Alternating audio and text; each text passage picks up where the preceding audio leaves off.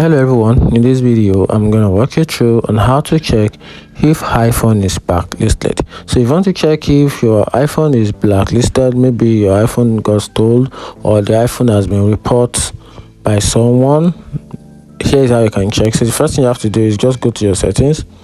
Then once you open your settings, just scroll down and go to general.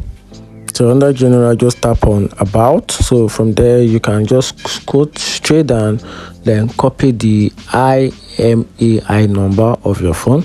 Once you copy it, just long click on it, then it will bring the options where you can copy the IMEI number of your phone.